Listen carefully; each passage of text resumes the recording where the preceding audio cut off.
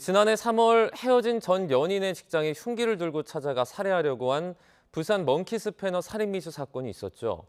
가해자는 징역 15년형을 선고받고 복역 중이지만 이 피해자는 여전히 고통과 두려움에서 벗어나지 못하고 있습니다. 피해자는 사건이 벌어지기 전에 여러 차례 경찰에 도움을 요청했지만 경찰의 안일한 대응으로 목숨을 잃을 뻔했다며 국가에 손해배상을 청구했습니다. 표정호 기자의 단독 보도입니다.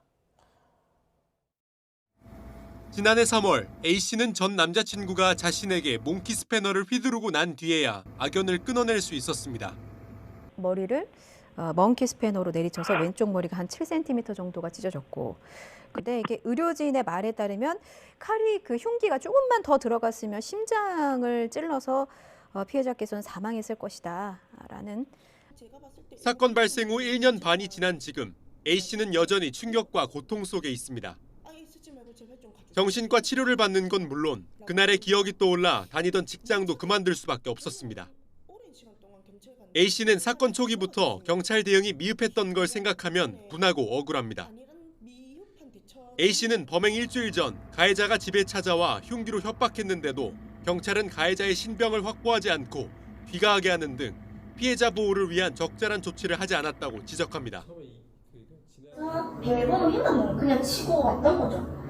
칼을 빼고 갑자기 제 목에 갖다 대더라고요. 나는 네 없으면 못 산다. 네 죽고 네 죽자. 더 이상 나도 살아갈 의미가 없다. 딱 이러더라고요.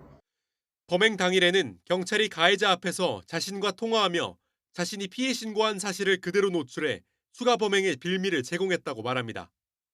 웃으면서 야, 니 또 경찰에 신고를 했더라? 이 말을 하더라고요. 내가 얼마나 우습게 보였으면 경찰에 바로 신고를 하냐. 그래서 니는 안 돼.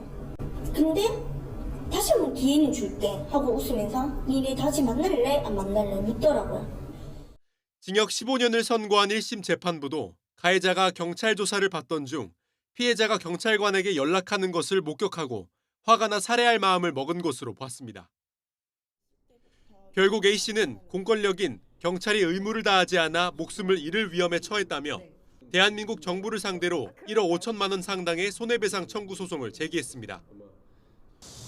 지난달 서울중앙지방법원에 소장을 접수한 A씨는 제대로 된 보호 조치 없는 무방비 상태에서 목숨을 잃을 뻔했으며 경찰이 주어진 역할을 다했다면 피해가 발생하지 않았을 거라며 정부의 정신적 손해를 배상할 책임이 있다는 입장입니다.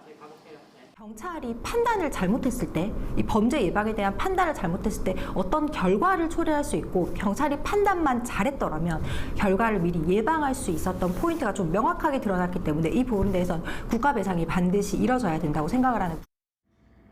A씨는 교제폭력 피해자는 수사기관이 자신을 지켜줄 거라 믿고 의지할 수밖에 없는데 현실이 기대와 달라서는 안 된다고 목소리를 높였습니다.